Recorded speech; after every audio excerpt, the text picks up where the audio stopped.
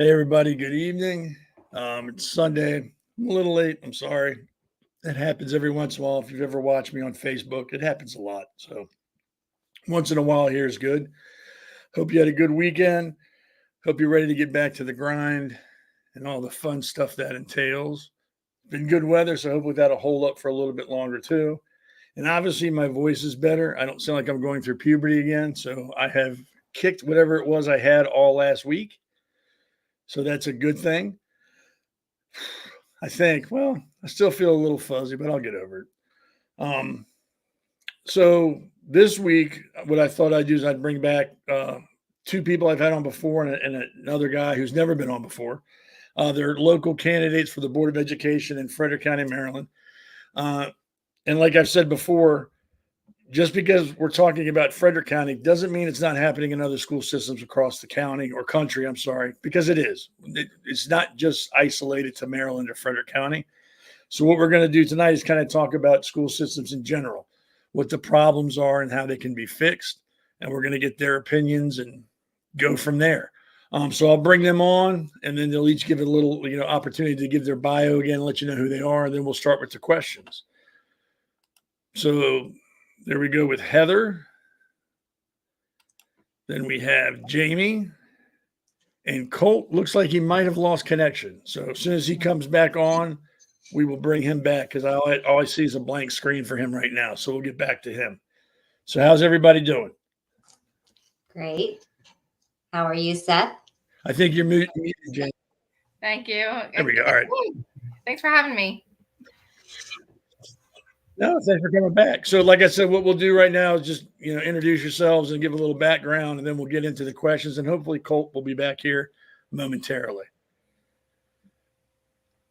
Okay. Well, Jamie, you want to go first? Sure. My name is Jamie Brennan. I am a mom of two high schoolers. I am a CPA by profession, and I am a former Board of Trustees member for Frederick Classical Charter School, one of our 4 public charter schools here in Frederick County. I'm also former acting treasurer for FCCS, and I just got involved in this race because I feel like our schools are at a tipping point, and we need to make serious changes. So that's me. Oh, there's Colt. Cool. Yeah. And my name's Heather Fletcher, and I'm running as a write-in candidate for the Frederick County Board of Education. And we have 3 open seats on our Board of Education on the ballot this November 5th. And I'm hoping that if all 3 of us get through, we could flip our board and we could restore sanity to our Board of Education. Common sense, just try and take care of the kids and focus on academics and stop pushing agendas. And so I have 3 beautiful children, a husband, live in Point Rocks, Maryland, and just a mom trying to protect kids. So thank you. Oh, Colt, what we're doing is we're just kind of introducing ourselves real quick before we get into the having a volume talking problem, and the Seth. questions. I don't know if it's on my end or yours. I can't. I'm not getting all the conversation. Can you hear me now?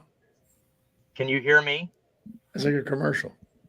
We can hear you. I can hear you. Yes. Okay. So bear with me. I'm not sure what's going on volume wise. I'm Colt Black, candidate for Frederick County Board of Education. 3 kids here in the Frederick County Public School System. Licensed funeral director and owner of Black's Funeral Home is my leading profession. And I'm looking to restore sanity to the Board of Education with sound fiscal policies and getting back to the basics in academics. So that's a little bit about me. So it seems everyone's pretty much on the same page here. I mean, there's no one's really far, talking about things that the other people aren't talking about, which is good. I mean, you all, and just, I don't know if people know, but here, the Board of Education election is nonpartisan. So there's no Republican, there's no Democrat, there's no whatever running. It's just a person, and there's no letter after their name, which I like. I think all elections should be like that. You shouldn't know who the person is on the ballot. You should have to look into them for yourselves. That's just me. So what we're going to talk about, like I said, is issues in public schools, because they're not just, like I said, they're not just affecting Frederick County. What's going on here is happening everywhere. It's not just one place. So I guess the first question for each of you is, what do you see right now as the biggest problem in public schools? What do you see as the biggest issue? We'll start with Colt, since he went last first time. Did you get that?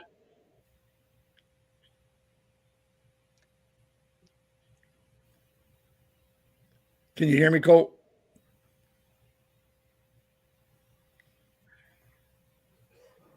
All right, we'll come back to Colt. Jamie or Heather can start with that.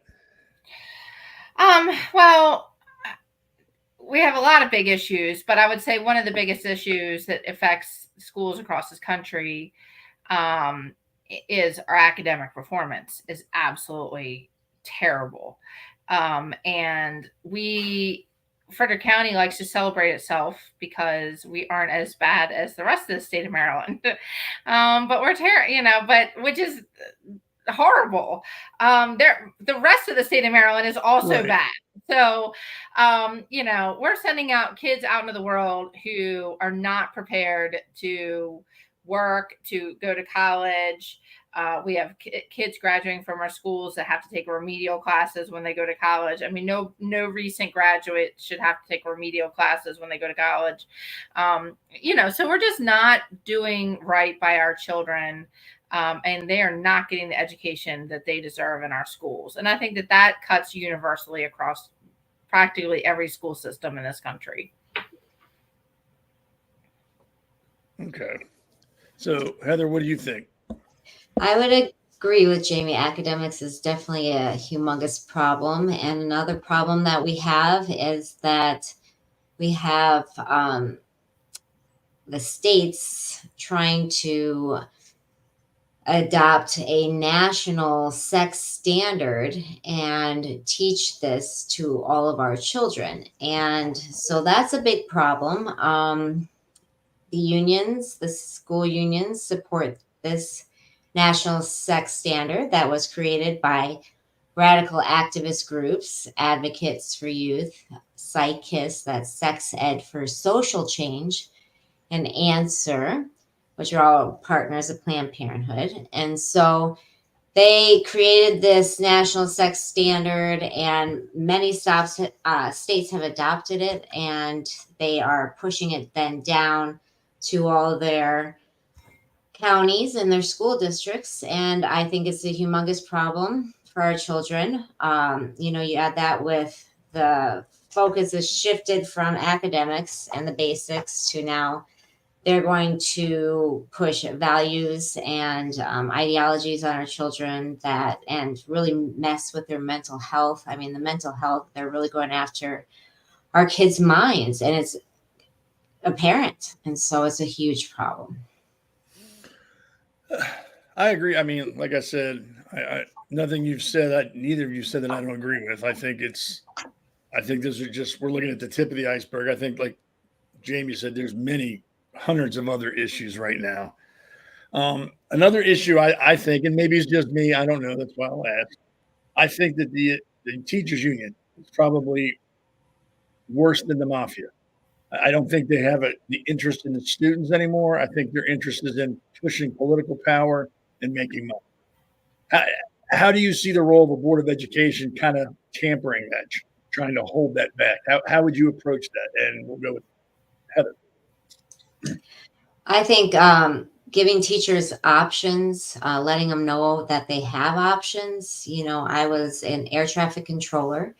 I worked at Andrews Air Force Base, and it was a really amazing experience. And, I was a part of a union there, and at times I didn't really feel like I had an option. They really push it hard on you. And I didn't really see a downside to it at the time. And so I joined and so forth. But I know I was funding things that I might not support now, So I think a lot of teachers, they feel bullied into signing up for the teachers unions. They have no idea that if it came down to it, if they didn't want to call a child by a pronoun that is not actually matches their sex, or maybe they don't want to let a little boy or a teenage boy into a girl's bathroom or stuff like that, or maybe a boy or girl is transitioning to the opposite sex at school or trying to, but we know that can't happen. So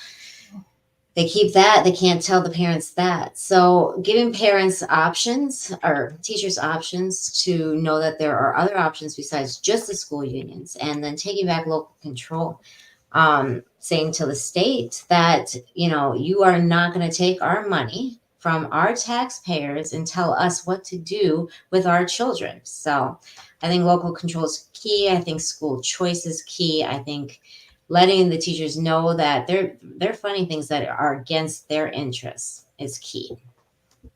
What do you think, Jamie? Yeah, I mean, I think ever since COVID, it's been extremely obvious that the teachers union has no interest in actually helping children, because if they had, they wouldn't have sat there and spent all that time trying to make sure schools were closed for as long as they were. And so I think that, it's clear that they're not part of that. So we do have to figure out ways to make sure that our teachers know that they don't have to participate in the union. I mean, ever since the Supreme Court, Right. and the Janus decision.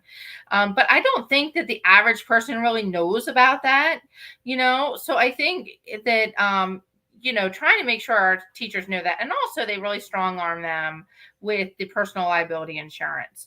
And so there are other education associations that offer the personal liability insurance so the teachers don't have to get that through the MECA. That's their big selling point.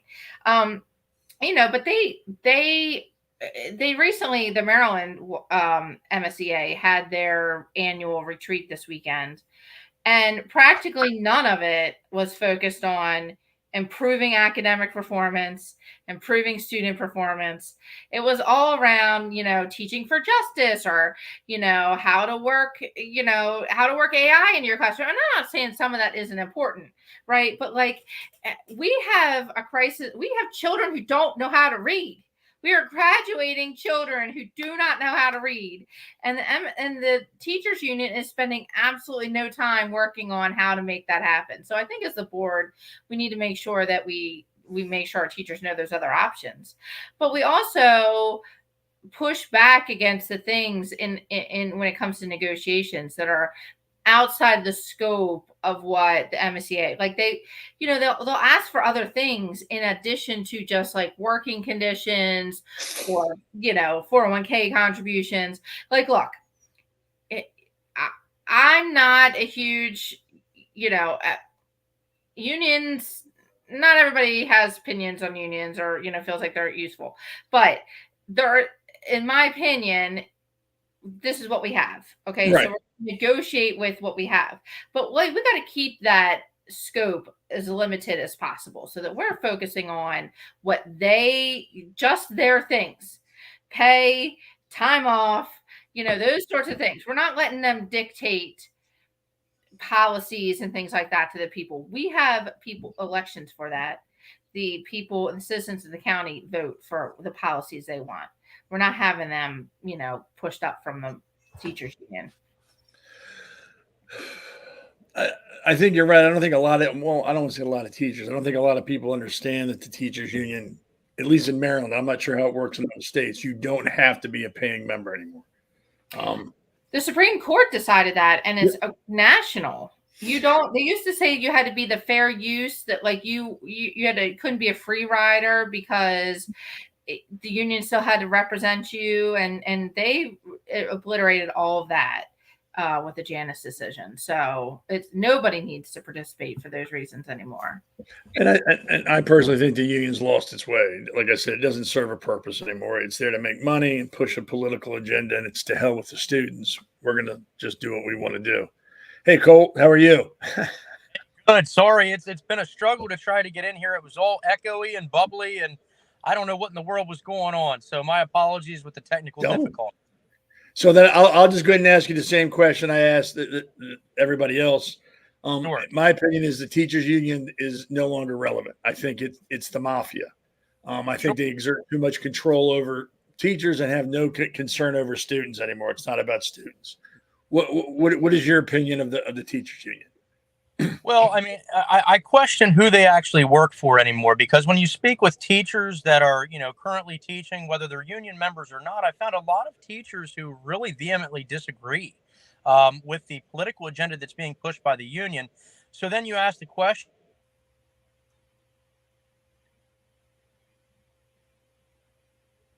What's the over under on him getting kicked off again?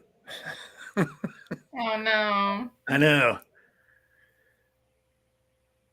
And I bet you the thing is he probably doesn't know he froze. So he's probably giving like an answer. A really great answer. Yeah, and it's froze now. All right. So he'll come back. I'm sure he will. Oh, there he is.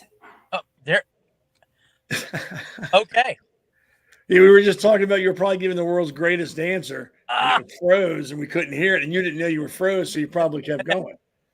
And I'm literally sitting stationary. So, basically, I think the teachers union pretty much represents zero interest of teachers. They certainly don't have the best interest of students in mind. And, playing the political game, when you have teachers union members who still doesn't even understand why they're pushing the political agenda with the transgender ideology, some of these other things, it absolutely makes no sense. They're certainly not for the teachers, certainly not for the students. So we question, if they're not for the teachers and they're not for the students, who are they there for? And anybody who's watching or be watching in a little while, these three people, like I said, it's a non-partisan race, so you can't say, hey, I'm Republican or Democrat, but these three are probably, I would say, conservative, but not crazy conservative. And they have common sense ideas that we need on our board. And if there are people in your area that are running for the Board of Education that are conservative, vote for them, because I'm sure if you don't, you're going to have weirdos that want to have kids running around acting like cats or potatoes or whatever they have them do in schools now. So seriously, you want to support the most conservative candidate you can find in any election. All right. Speaking of kids pretending to be potatoes in school, my son was going to Oakdale, and he goes to another school now. But apparently in Oakdale, Oakdale is a middle school in our area. There were some furries there, and they would walk down the hallways barking at people or meowing at people or doing whatever animal they thought they were, and they were not correct, and this was allowed to go on. I can almost guarantee you it's going on across the country. That's not just one school in one county in one state. That's happening everywhere. So my question is, how do you think that should be addressed? What do you think should be said to these students or to their parents? Because regardless of what anybody says, that's affecting other students. That's either scaring other students who don't realize what's going on, or other students are like, look, if you're going to bark like a dog, I'm going to swat you in the nose with a roll-up newspaper because this is ridiculous. So it's affecting students who are there to learn. So start with Colt. How would you address that, or what do you think? How should it be addressed? Well, I mean, as far as furries, right? I mean, we're talking about essentially a sexual fetish that's been allowed to fester into some type of societal norm. I don't have a problem if you have a sexual fetish of furries, but it doesn't belong in the damn schools. That's pretty much the beginning and end of it. How do you combat this? I mean, essentially school uniforms. We have to have a uniform school dress code, to address this. I think that there should be some type of standard of decorum in a place of education. I mean, we have standards on the way people dress, whether it's in the military, whether it's in, public service, like the, fire department, police, so on and so forth. I mean, this is a government function, government funded facilities. I kind of feel like there should be some type of uniform policy in place. And then you would eliminate a lot of this craziness that we're dealing with today. Jamie? Well, I mean, we don't send dogs and cats to school, right? So if you're really a dog or cat, then you shouldn't be in school.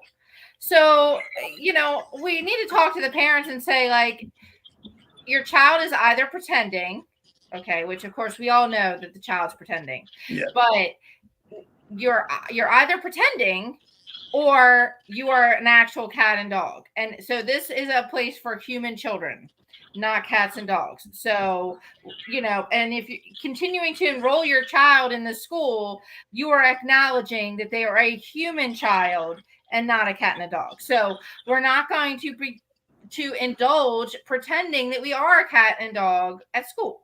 We are going to have we are going to act like human children at school. And if you would like to pretend you are a cat and dog at home, you may do that. But if your parents are going to keep you in the school, then they are admitting that you are a human child. And humans do not bark and do not hiss or meow at people. Okay. And so we're just not going to have this behavior. It's disruptive. And the reality is you get sent to the office enough, you get punished for this enough, like this behavior will stop. And it's happened because we've indulged it, and it's time to stop indulging it. Heather? Yeah, I've definitely heard that people have been indulging it, and teachers will meow back or bark back, and they think it's funny. I just don't have any idea. And even kitty litter boxes have been undercoverly reported by janitors in our school county. I don't know, but I mean, that's got to be against health codes, first of all, and second of all, I mean, who wants to clean that? Okay, but the fact of the matter is, we're paying a lot of money, almost $1 billion in our school district to send our kids to school, and we should have amazing, world-class academics for our children. There's no reason why we cannot. And right now, I homeschool for a while, and then I found a very good private school, and none of this stuff is tolerated. Absolutely none of this stuff is tolerated. These kids are expected to, be respectful of the teachers, to do their work, and to try their best. Virtues and morality are constantly talked about, and they have great literature, and they just have amazing curriculum. Our county literally is throwing away. They have a budget deficit, surprisingly, at almost $1 billion, and they are throwing away the curriculum they have to replace it with curriculum that would be more aligned with diversity, equity, inclusion, and belonging. And they've admitted themselves that certain publishers that would make the textbooks will not get into the business because it's been politicized, and they don't want to put money into something that they think is a fad, and a few years down the road is not going to pan out. So they have a very limited selection to choose from for new curriculum that's supposed to be a part of this DEI, and it's not perfect. They're admitting it's not perfect, so they're throwing away our money for less than perfect curriculum. The curriculum they had wasn't good either, and our students are failing miserably. 68% last year failed at math. I mean, almost 40% failed at English, and 68 or 66% failed at science in 8th grade. It's just horrific. So we got a lot of problems, and cats meowing and dogs meowing, barking is just absolutely, we don't have time for that crap. We don't have time for it. All right, I got to pay the bills here, and we'll be right back, and we'll keep talking. A movement that transcends politics, a vision for a stronger, united America, built on the belief that financial empowerment and political engagement can come together. Introducing the Trump token, America's cryptocurrency, a digital currency that embodies the spirit of innovation and the strength of American values. With a pledge to donate significantly towards Donald Trump's 2024 campaign, America's cryptocurrency. Coming soon. Visit thetrumptoken.com to learn more. If you know anything about Bitcoin, there you go. I am a troglodyte when it comes to that kind of stuff. I don't understand it. If I can't hold it and put it in my wallet, it really doesn't exist to me.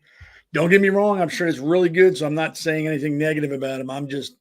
I like to count my bills out. I like to, make it rain, whatever they call it now. So, and kind of piggybacking off the furry thing, there has been a trend across the country of sexualizing children, and some people are saying this, going so far as to say they're being groomed. Sue Johnson, Karen Yoho, Ray Gallagher, Jay Johnson, Dean Rose, and David Bass. And this is me talking, everybody. These three don't have to agree with everything I say, and I don't want you to think that just because I'm talking, they agree with me. So please understand that this is my opinion. Those people in my mind, are perverts. There has been a motion brought to them to remove, I think, 35 books that had some pretty heinous stuff: hand jobs, anal sex, oral sex, incest, and rape in middle school and high school books that have no value educationally, none whatsoever. There was Cindy Rose had brought up a petition to have those removed from the schools. They removed one, I believe. Then those people I just mentioned who are current members of the board, they received an appeal, and they decided that these books could stay. To me, those people need to be charged with a crime. If I walk down the street and I hand a 10-year-old a Playboy, I'm going to jail. If I talk to a 12-year-old girl about oral sex and anal sex, I am going to jail. If I go to work and talk to a grown woman or a grown man about those things, I'm going to be fired. But for some reason, it's okay for teachers to peddle this shit, excuse my language, to children. And they can do it with impunity. And it's applauded by some parents across the nation. So that's a First Amendment right. It's okay that, there's nothing wrong with that. And my response to them, and I'll get your responses too. My response to those parents are, if you want to read penthouse letters to your kid at night before they go to sleep, do it. That's your house. You're entitled to do what you want to do in your house, not in a public school. And it's not a book banning. Nobody here is saying take them completely and burn them and get rid of every copy. What we're saying is take it out of the school. If they want to go to Borders or whatever bookstore and they want to, they can get it there. They can go to Amazon and buy it that way, just not in the school, because I don't want my tax dollars going to a book talking about kids being raped or two guys giving each other hand jobs. It's not educational. So we'll start with Jamie. How do you respond to parents that say that's okay? I think you're muted. So I say my response then is when they say, well, you're depriving my child of having access to this. And I'm like, okay, how are you? So, but the school has an obligation to protect my child from that kind of information. Okay. I have parental controls on our internet. I have parental controls on their phone. I have parental controls on the TV, on what we stream, on our Netflix account. Okay. We don't, as a family, even though I have a 17, almost 18-year-old son, we don't as a family watch R-rated movies. Okay. Now I understand that that's our personal, and not that we do occasionally. I mean, there's a few, but very, very selectively. Right. And so my response is, okay, well, the school has an obligation to protect my child. And so how are you going to, if this material is in the school, how are you protecting my child from being able to access it? Okay. Because whatever's in the school should be age appropriate for all of the children that could find it.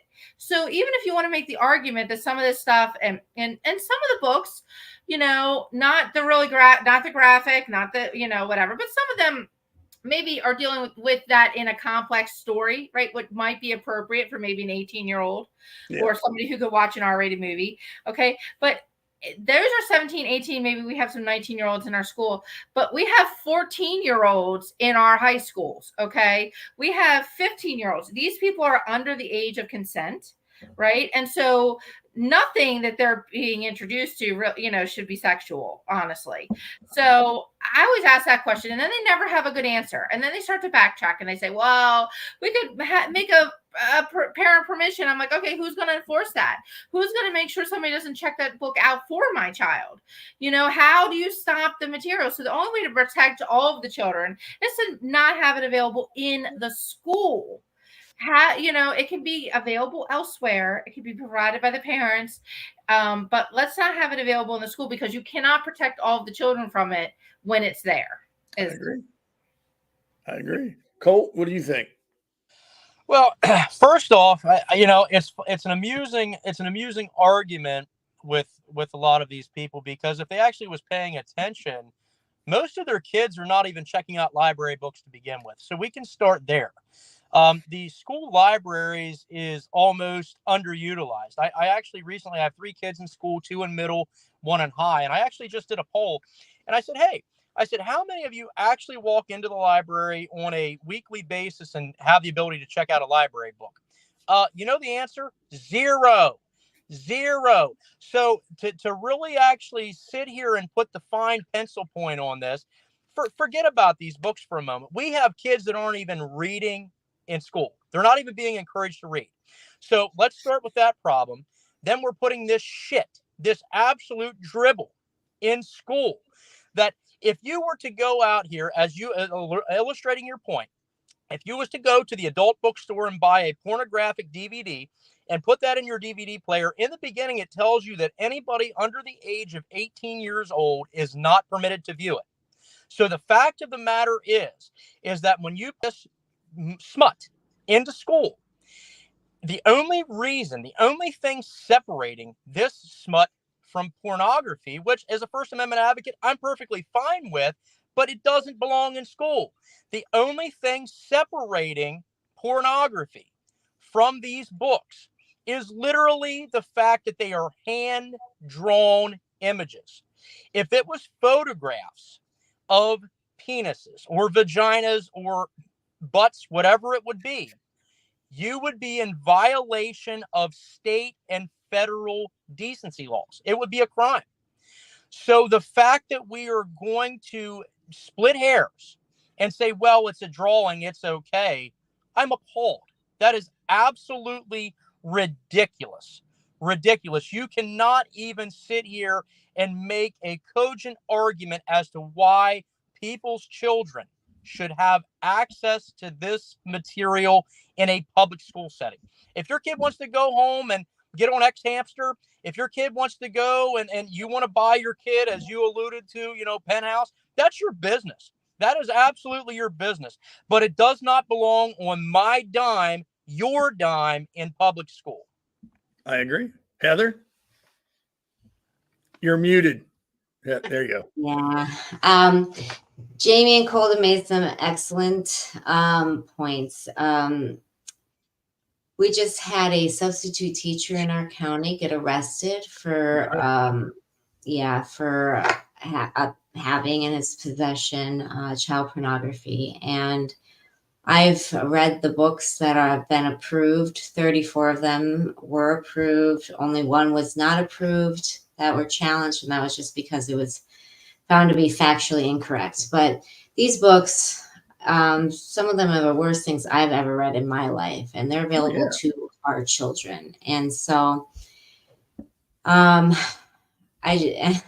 Cindy Rose was wonderful, who challenged these books, and Nancy Allen, who's a current board member, challenged these books. She's the only one on our board that has sanity.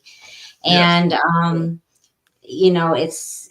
it's criminal. It is against Maryland obscenity laws to have these books in schools. It says it in our laws. But I just talked to the state prosecutor recently, and he said we looked at it extensively and it wasn't bad enough. I mean, I said, well, how bad does it have to be? And how sick do you have to be our superintendent of our schools has approved this list of books twice.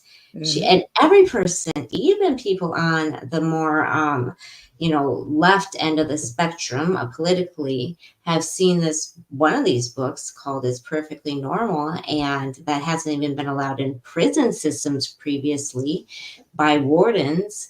They see this book and they're just completely appalled. So it's horrific what they're doing in our schools. And recently at Brunswick High School locally, there was a poster in our school that was a coming out party, and they were going to be watching a movie in a room after school and all together, like these love movies, and doing what? Snuggling on the floor. And then this poster, it's Maryland law that parents should be able to opt their kids out of anything sexual and family life and sexuality. And how can you opt your kid out of a huge poster in the library that says, hey, come to our coming out party? Well, what the hell is that, Mom and Dad? I don't know. So it's a bad situation.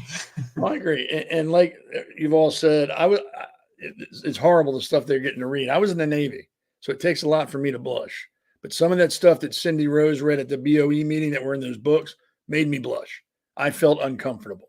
And trust me, I have seen some stuff in my going overseas. I've seen some stuff. So when she read that and said that was available in middle schools, I was horrified. I was like, what? I wouldn't read that on a bed. That's just disgusting. And then the parents that defend it are even more disgusting, in my opinion. That's my opinion. I think any parent who tries to defend that needs to have CPS come to their house and investigate that, because there's something going on there. And that's my opinion. And again, Sue Johnson, Karen Yoho, Ray Gallagher, Jay Johnson, Dean Rose, David Bass, current members of the Frederick County Board of Education, have no problem with this stuff being available to children. Again, I think they're deviants. That's the best way for me to describe it. If they have no problem with children reading about oral sex, anal sex, incest, and rape, there's a mental problem. There's a mental disconnect somewhere in their heads where they think that's okay. And again, this is my opinion, everybody. I'm not speaking for these three. Don't start putting words in their mouth. I am saying this. So please don't judge them by my extremely judgmental speech, because I'm very judgmental.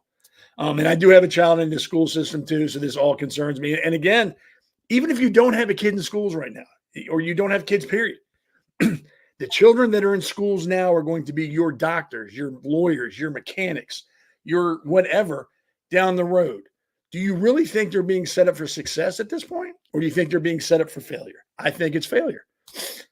Speaking of that, we kind of touched on reading with Colt. Reading scores in Frederick County, I know, are below 45% proficiency, maybe a little bit lower than that. And I'm sure across the country, it's probably not much better. Studies have shown, done through Harvard and Princeton, that when you read off a screen or any type of device like that, you retain that information 30% less than you would if you read it off a page. Screen time over time affects the brain like a heroin addict. They can take pictures of the brain and you can see the change like an addict. What do you think should be done about that? Do you to improve reading scores? Are you pro computers? Are you pro screen? Or do you want to get back to, hey, go to the library, check out this book. We're all going to do a book report, handwritten in cursive, and it's got to be turned in a week. So we'll start with Heather. How do you feel about that? What would you want to see done? I am 100% for the classical education. I think having a book, where my kids go, they have classical education there. Good. And they have books and they write every single day, and they have cursive, and they have real academics. And my 7th grader is doing algebra. My 5th grader is moved up to 6th grade math. He's doing pre-algebra. I mean, they're just... I don't even do algebra. Thriving. They're thriving. And it's just because they're teaching it's the whole child. Like, it is the whole child, the classical education. It teaches, life is beautiful. And, it's a private school, and we believe, it's based on God there, and I think in the public school system, it's a very complicated system. Things went way downhill when you take away God and people don't know where they come from or why they're here, and then you replace it with other things. But nonetheless, I think that, you can still promote virtues and morality and goodness, and not, we're just dividing, and they want to divide on race and gender and political spectrums and all of this stuff. So, so I lost track of the question there, Seth. What was the original question? Screens versus books and getting people. Oh, screens, yes. Yes, I am not a screen person. We don't have them in our homes. I think it's horrific. I was at a meeting and they were talking about, let's figure out how we can get the pre-K onto the screens, and that they'll be able to type in their own password or get in easier, so we don't have to help them. I'm like, can you hear yourselves? I mean, these are, young children, and, they put them in front of screens for, 6.5, 7 hours during the school closures during COVID. And I mean, it is not good for their brains. And we wonder why mental illness is up, and our school system suing Facebook and some other social media companies because mental illness is up and the children have been harmed. Well, who let like the phones in the schools and put them on Chromebooks and stuff?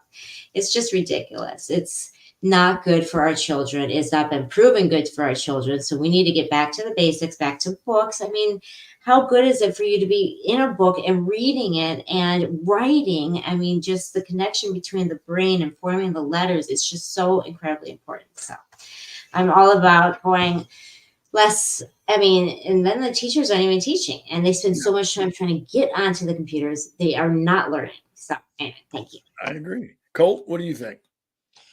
So, I think we can't completely bury our heads in the sand and sit here and pretend like technology is not a part of our lives. I agree. We're sitting here on a live stream on the internet right now. So I think to sit here and completely bastardize, screens would be absolutely intellectually dishonest. We would be lying to ourselves to say that we are not in a more technologically in touch world. Now, that does not negate the fact of books. I mean, just a question ago, we were talking about the fact that kids aren't even reading. Kids are not going to the library. So I think that one of the biggest points to make here is we have these resources in the schools, these things called libraries that the teachers are not taking the students to. We are putting more emphasis on other, frankly, bullshit, and we are not allowing for kids to actually go and choose the books that they want to read. That's part of the problem with why kids aren't interested in reading. We're putting all this ideologically driven stuff in school. Kids don't want to see that in the library. I mean, I'm convinced of that. Parents don't want to see that in the library. Teachers aren't taking their kids to the library, and I'm convinced that some of the teachers aren't taking their kids to the library because this stuff is there and they know it. So we need to get back to getting the kids to the library. Your kid, I remember going to school, we still had the Dewey Decimal System, the card catalog in the library, right? And, you wanted to go and read a book about firefighting. Okay, you go to the card catalog, you find your card, you go around and Dewey Decimal System. How many kids would know about the Dewey Decimal System today? So the fact of the matter is getting them back to the basics of reading, bringing home that book every week, not forcing books down kids' throats either, because as you go up in grade levels and we got to do this book report. Why are we forcing kids to read any particular piece of literature? The reality of it is kids should be encouraged to read for the love of reading and creating lifelong learning. And the only way you do that is by stimulating kids to be interested in what they read. So that's one of the other big takeaways from this is not only do we can't be completely ignorant. We do have to teach about technology and the safe use of that and ensuring that they can type in things. But reading is absolutely imperative. We need to get back to teaching fundamentals of handwriting and writing a letter. Those are, cursive writing, being able to sign your name. How many kids are not able to sign their name on their first paycheck? Not able to sign their name on their first tax document, maybe on a loan for a car, all these types of things. So all of these fundamental life skills are being left out in the wind. So I believe that reading is absolutely paramount. And yes, reading in books. I don't like Kindles. I don't like, reading on a screen and all that type of stuff. The paper is much easier on the eyes. And I think that also creates that, again, that lifelong love of learning. If you can choose the book that you want to read, we need to foster that all the way. Jamie. So I'm part of my reason why my kids went to a classical charter school is because I do believe in actually kind of going back to the basics and doing, learning from actual books, writing, doing the cursive and all that other kind of stuff as well. Because, the studies show too that taking notes by hand versus typing notes into the computer, you retain better. Yep. And look, the thing is, kids have so much other technology. And now I'm not saying, we don't need to introduce technology when appropriate in the school setting, a graphing calculator when it's time to learn graphing calculator stuff, typing, all those sorts of things. But our kids are on screens at home. They have technology at home. They're, we talk about the technology divide, but I haven't been to a middle school or a high school that every child doesn't have some type of a device on their wrist or on their, in their pocket or their book bag. So these kids are walking around with plenty of devices. We don't need to worry about, that side of thing. And, they just had an article recently of the study that kids going into colleges, elite colleges, cannot read a book cover to cover. Right. So we really have gotten away from that. Now, I will admit I love myself my Kindle.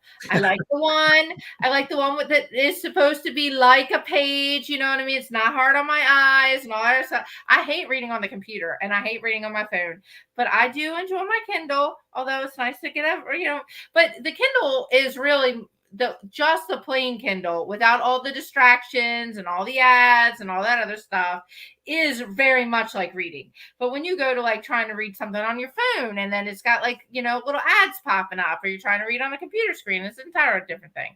We just need to make sure that our kids are reading. But regardless what device they're even using, and I'm not a fan of using like, learning apps and that sort of stuff for young kids either. But we need to make sure we're using a science-based, evidence-based curricula to get them started to read. Because part of the problem is these kids never actually really learn how to read, like let alone not reading later. I mean, they struggle as readers, and that is a big problem. And that's part of the reason why I think they don't pick up books. The whole language method we've used for the last several years, particularly, across this country, is a disaster, particularly for non-neurotypical kids. I agree. I remember when I was in elementary school, back when we had leather football helmets and had to ride horses to school, the scholastic book fairs, remember those? Yep. When you the day before you go to your mom or dad, hey, look, can I get I need $10 or, $15. I got to get some books. And even if you had like $2 when you walked into that fair, it's like you were Donald Trump. You were just going to buy everything, and it was all cool. I'm getting this book and that book. Yeah. They don't do that anymore. There's no more book fairs. There's no more like hype of like, oh, you remember next Monday they're having the book fair. Bring money. There's no hype behind it anymore. It's boring now. It's like school is boring. It's like you just show up, sit down. I'm going to talk at you. Turn your computer on, hit enter. Go to lesson 1.2, end of class, next class, repeat, go home. And like Jamie said, I think there was a study about the number of hours the average child spends on a computer or screen during a day. It's like 7.5 hours. That's almost all the daylight hours. They're in front of a screen, and it's not good for them. And I agree that we should get back to books, get back to learning how to write in cursive. The basics. We've lost the basics. And it seems when you want to talk about the basics, then you become, what are the words they call you? Racist or, Extremist. The extremist, you're a religious zealot. All these things get thrown at you. Yeah. And they're usually people saying it to you couldn't write their name on a piece of paper in cursive. So it's really, really, it's sad that students are going through this. Testing has now become a big thing. Everything is, we're going to test you on this. We're going to test you on that. We're going to test you this grade, this grade, this grade. And from my understanding, testing and the results of the testing are tied to funding from the government. The better you get on testing, the more money you can get. The lower, the less. I think we're the only country that I've read that does it. Norway doesn't do it. I don't think European schools do it. I don't think they even start testing their students till like 4th or 5th grade.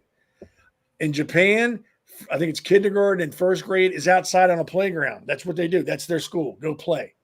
Learn conflict resolution. Learn how to work with other people. Learn team building. We're not going to crack a book. We're not going to talk about math. You go play. And there's it's one of the smartest countries on the face of the planet. What would you like to see change in education?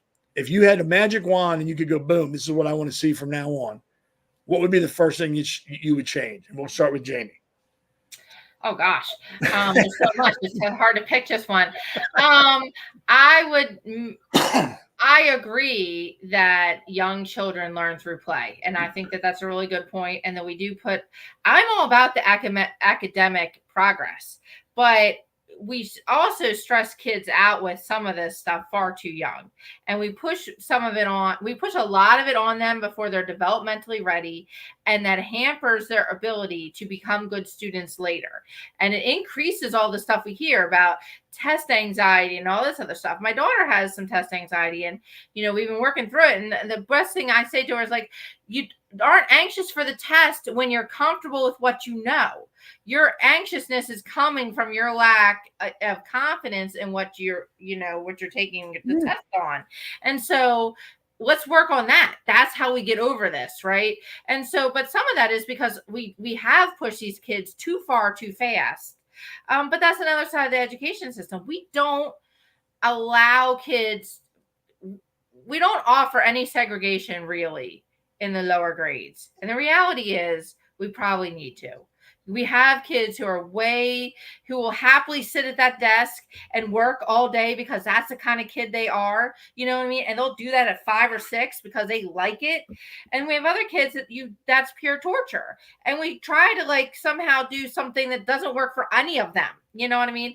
Which Right. is why I think if we talked about the thing that I think we should do the most is have a lot of options. That is why I always say school options. You know, I mean, I would love school choice, but we're not having something like that in Maryland or most of half this country. So let's talk about our options. What do we have? Can we have more charter schools? Can we have more hybrids we fund? Can we have more, like things like the RVP? Like these are the kinds of things that allow kids to kind of self-segregate into the styles that they learn the best. And I think that would really make a huge difference for most of our kids. I tend to agree. Colt? Well, I mean, first and foremost, I think testing is absolutely deplorable in this country. I mean, when you look at overall, you have teachers who are teaching to a test. They're not teaching to educate. It's essentially an indoctrination process because their job performance is looked at in a negative or positive light based on that test performance. And that's not really fair to the teacher. If a student doesn't get the material, it's not always necessarily that the teacher's bad. It could be that the material was actually very poorly written.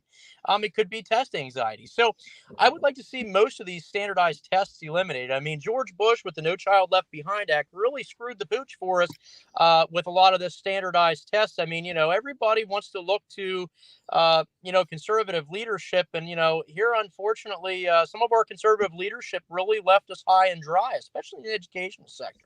I agree. So I think that eliminating standardized testing, I think would be great. Number one. Number two, I think structuring school, and not this, and this goes kind of hand in hand with what Jamie's saying, but structuring school in a way that students learn the best. So if you're a didactic learner, if you're a hands-on, tactile type of person, we should be structuring classes for kids in those grade appropriate for hands-on. There's maybe visual learners, that you have your auditory learners. We need to be working to find out how kids learn best and be able to structure the classes around those particular methods. It's really pretty simple. It just comes down to taking the time to do it. And we're not doing it in the current public school system. I agree. Heather?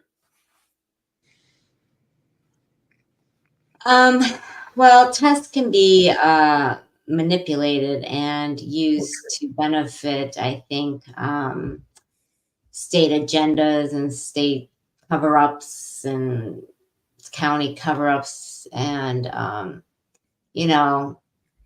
I think I'm surprised that they want to do tests because it just shows how incredibly inaccurate and, incompetent they are. So, but they lowered some test standards recently for Maryland back in 2022. So we don't even have accurate benchmarks for these tests. And again, the kids are stressed out. But I do believe tests have their purpose at times when, maybe in the, maybe not standardized tests in the younger ages, but, as you get into high school, not a ton, but just, I think it's good to know how to take a test. If you got to take a test to get into college, I think knowing how to take an actual test handwritten with the bubbles is really important. And, learning how to choose between, 4 answers. And, if you don't know the answer, process of elimination and all that stuff, I think is really important. And the one thing I would change, I really think that what Colt and Jamie said about just really children need to play. When my son started kindergarten, that was the first year in Frederick County Public Schools that they had taken the PlayStations out of kindergarten. And I just knew that was a horrific idea and I wasn't happy about it at all. When my kids were redistricted and we went to another school, we had 2 recesses, one in the morning and one, around lunchtime, early afternoon, and the principal there was fantastic, and she made sure that every grade up to 5th grade had 2 recesses mandatory every day. Well, but she left, and now the kids don't get that anymore after COVID. And so, I'd like to see parents back in the schools volunteering. I'd like to see more recess. I'd like to look at countries across the world that have done really great things, and the kids are thriving and they're happy. And, just we can use these tools. It's not that hard, and we can make it great. So that's what I'd like to see happen. I agree. All right. Last time I got to pay bills. We'll come back and we'll kind of wrap things up. Since the beginning of time, all living creatures rely on the sun source of natural light to grow and to help promote overall wellness. We are all light beings. The patches are all natural and drug-free that uses the body's own natural light to help promote general health and wellness. How it works. Simply place the patch on specific points on your body and where the patch is placed on your skin. It reflects back into the body when it's tapped into its own flow of natural energy, which in turn creates the GHK-Cu copper peptide, which rejuvenates your cells and gives you a more younger, healthier you.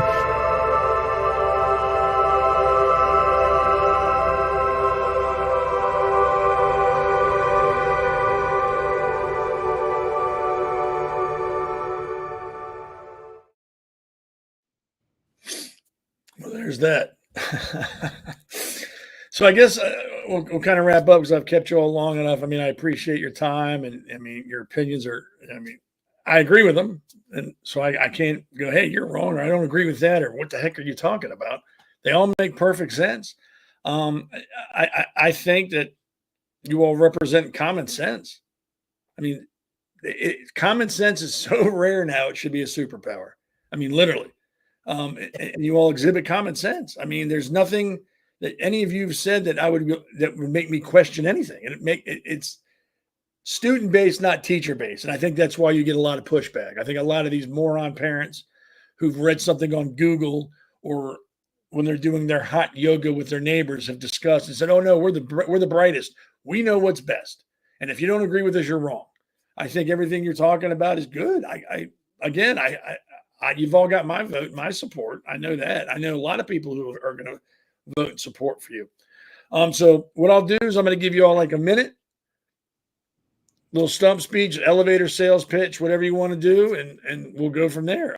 We'll start with Heather.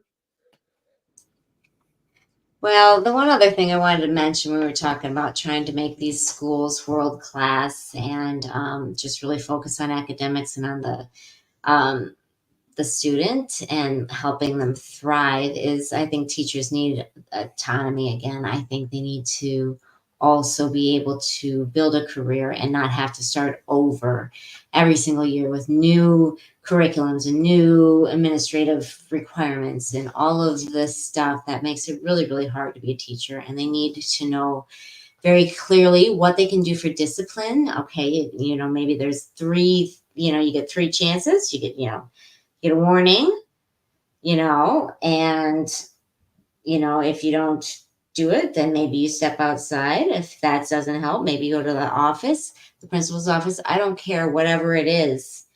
Every teacher in our school system should know exactly what to do if they need to discipline a child, or if they're getting unruly. And discipline means to teach. And we need to teach our children that they cannot be unruly in the classroom.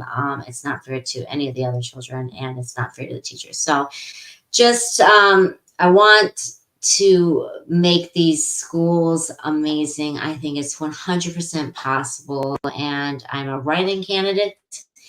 My name is not on the ballot. You will have to write in. You can write in my full name, Heather Fletcher, or just Fletcher, but please write it in and please tell your friends, and let's turn this around. Thank you. Jamie? So I actually spent time on the board of trustees of one of our public charter schools. So I actually know how as part of a team to run a school. And I think, all the same things I'm going to be asked to do on the Board of Education, I've done for the charter school: facilities, staffing, curriculum, all those things. So I think I have a lot of experience that I can bring, because I know what works, because that happens to be our #1 charter elementary school in the state of Maryland. So I just really look forward to promoting excellence in education, being a voice to parents, and trying to turn this ship around. And, please check me out at brennanforboard.com. Thank you. Cool. Well, I think the real important takeaway here is I don't want to raise your taxes and I don't want to raise your kids. Now, of course, in saying that, I'll have a lot of people that'll come back and say, well, the Board of Education doesn't have taxation authority, and they would be correct. However, that being said, when you're sitting up there on the dais as a member of the Board of Education, you're making these budgetary decisions. You're spending someone else's money. It's not your money. And we do not have a board that is truly interested in preserving our school system in such a way that is fiscally responsible. Through fiscal responsibility will come increased student opportunities, and through increased student opportunities, students will have success. And that is my message. Don't want to raise your taxes, don't want to raise your kids. We just want to ensure that we have world-class schools. And I think that that's a goal that everybody can get behind. I agree. In case everybody's wondering, on the very bottom, there's the ticker. I've got their names and their campaign websites. You can go visit them and see what they're talking about, get to know them a little better. And like I say, every time I have a candidate on here, just because you don't live in the state or county that they do, they are conservatives. We need to support them. Send money. 5, 10, 15, 20. Anything you can send to support a conservative candidate is welcome. Running a campaign is not cheap, even for the Board of Education. It requires money. When I ran, it took me about $10,000, $11,000 to get what I needed. And that was back then. I can't imagine how much more expensive it is now. So any little bit you can give. And again, don't concern with the location. It doesn't matter where they're at. They're still working towards the same principles and ideas that every conservative is working for, and every conservative needs help. So if you can help them, help them. Thank you for coming. I mean, Colt, it's your first time. We were gentle. The next time you come back, I'm not going to be gentle. Sure. Jamie and Heather, again, thanks for coming back a second time. It's great talking to all of you. You are all more than welcome to come back whenever before the election time to answer some more questions, because I've got thousands of questions I can ask you, and we can talk for hours. So yeah, anytime you want to come back, just get a hold of me. Hey, look, I want to come on your show, and I want to talk more than you talk, which is fine, because people probably get sick of hearing me talk anyway. And even after the election, hopefully you'll be talking to me as a member of the board, and we can talk about things. And if for some reason that doesn't happen, you can come back and go, hey, this is what I think about what they're doing now, and this is what they should do. And again, everybody watching, this is not just a Frederick County problem. Nothing we've discussed here is happening simply in Frederick County, Maryland. It's everywhere. It's happening everywhere. And if you don't see it, it's because you're not paying attention. You got to get involved. Thanks. I'm sure I'm going to talk to some of you later this week. And if not, I'm sure I'll bump into you at one of the next meeting we have at the Frederick County Conservative Club. Thank you very much. Thank you, Seth. Thanks, Seth. Thanks, guys. You're welcome. All right, yeah.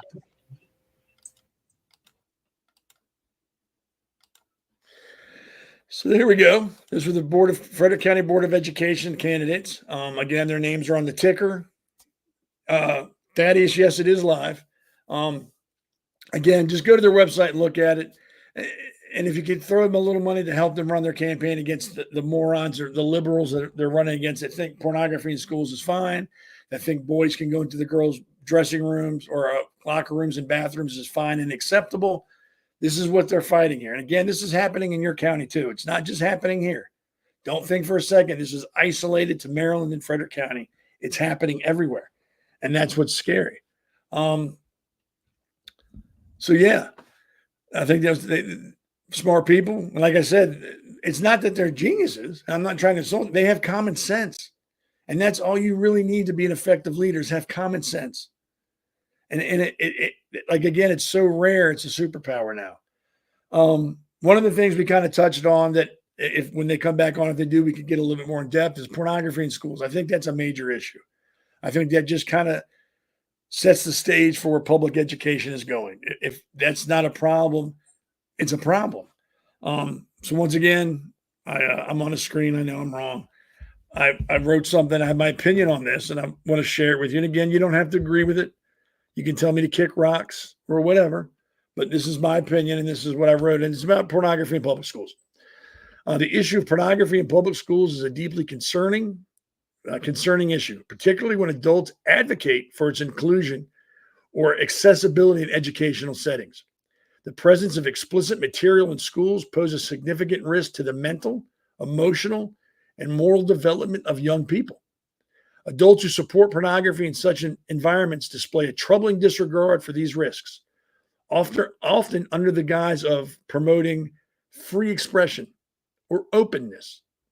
This position can be incredibly harmful, not only to the students, but to the integrity of the educational system itself. First and foremost, pornography is not educational material. Its purpose is to stimulate rather than to inform, and its inclusion in schools undermines the goals of education, which are to nurture critical thinking, creativity, and intellectual growth. By supporting pornography, these adults erode the line between healthy education and harmful exposure, suggesting that young minds can handle and benefit from explicit material when, in fact, it can lead to confusion, anxiety, and distorted views of relationships, sexuality, and consent. Adolescents are still in the process of developing their sense of self, understanding social dynamics, and forming their beliefs about the world around them. Pornography material can warp these developmental processes, promoting unhealthy and unrealistic views of sex, gender roles, and relationships. Studies have shown that early exposure to pornography can contribute to such issues as addiction, desensitization to sexual violence, and unrealistic expectations in personal relationships. For children and teenagers who are particularly impressionable, these risks are even greater. When adults endorse pornography in schools, they risk normalizing behavior that is inappropriate for the educational setting. Schools are meant to be safe environments for learning and personal growth, not places where explicit content is distributed or promoted. By blurring these boundaries, opponents of pornography undermine the ethical and moral responsibilities that schools have towards protecting students. It is a form of negligence, and that puts the mental and emotional well-being of children at risk. Adults who support pornography in public schools are failing their duty to protect and educate young people. Their stance reflects a misunderstanding of both the developmental needs of the children and the purpose of education. The potential for harm is great, and their advocacy threatens not only the well-being of students, but also the integrity of the entire school system. Education should foster growth, not endanger it. Maybe Sue Johnson, Karen Yoho, Ray Gallagher, Jay Johnson, Dean Rose, and David Bass, who are currently Frederick County, Maryland Board of Education members, who have repeatedly supported that type of material in the schools, should be told that their stance is incorrect. Feel free to email them at board, BOARD, at fcps.org, and let your feelings on that matter be known to them. Pornography has no place in schools. And make no mistake, they can candy coat it or kind of downplay it. When you're talking about oral sex and anal sex and hand jobs and incest and rape, that is pornography. That is the definition of pornography. And like Colt Black said, the only reason it's not illegal is because they hand draw the pictures. It's disgusting. It has no place in schools. And like I said, it has no educational value whatsoever. So please pay attention to your Board of Education races as well. Politics starts local, and there's nothing more local than the Board of Education. They have access to your children. They have access to their minds, and they will help form the foundation on which that child will grow into an adult. We've got to stop sitting on the sidelines, and we need to get involved when it comes to children. It's that simple. It's that simple. The ways you can help are vote for the most conservative Board of Education candidates you can. Support those candidates with your time and or money. If you have kids in school, be that parent. Be that parent. Be the one that goes to school and there's an issue. Talk to the teachers. Talk to the principals. Demand answers. Demand you know what they're teaching your children. Just don't sit there and let them do what they want to do. They work for you. It's not the other way around. And also remember, kids are kids. They're not always going to be right. They're not always going to be truthful. So that's why you need to be involved. That's all I got. Thanks for hanging out. I kind of made up for being late. I'll be here next Sunday, same time. Might have another guest, and I'm not sure. If not, you're stuck with me for an hour. You get to listen to me rant and rave and yell and pump up my blood pressure. See how high we can get it. I'm sure I've set a record. Next time I'm going to hook a cuff to my arm and watch it, and I'm sure I'm going to set a Guinness record. If not, I'll get real close to it. But yeah, remember there's other shows on the network. We have Two Guys and One Coup. We have Alexandra Levine 360. We have The Based Mother, Maurice, Eddie. There's just so many shows that we have on here, and hopefully you're watching them all, and not just with me, because I am not a good barometer of the rest of the people. They're much more, I guess, relaxed and not as excitable. But they're all really good. They're all really trying to help. They're not, again, like I said last week, we're not here to change your way of thought. We're here to give you something to think about. That's it. And you don't have to agree with us. You don't. We're not looking for an echo chamber. That's not what I want. If you have questions, ask questions. I'll answer. You might be able to answer, help me figure something out. I don't know. I'm willing to listen. And that's what separates us from liberals. I can admit I don't know everything. I can admit when I'm wrong, and I can admit that, hey, you were right. Thank you for helping me out with that. I'm going to remember that. Libs won't do that. They will fight you tooth and nail. Even if they know they're wrong, they will fight you tooth and nail to try to convince you that they're right. So thanks for coming. Next Sunday at 7, I'm Seth Eisenberg with the Conservative Corner. We're on the Patriots Prayer Network. I enjoy talking, and I'm again, it's incredible that you all spend time with me. It's very humbling. You have other things you could do, but here you are, and I appreciate it. I don't say that enough, but I do. It means a lot.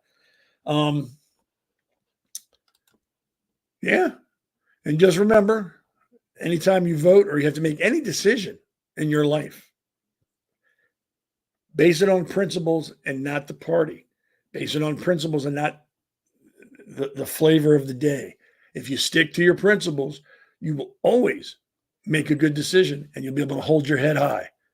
Again, I'm Seth Eisenberg with the Conservative Corner. Thanks for coming out, and I'll see you next Sunday.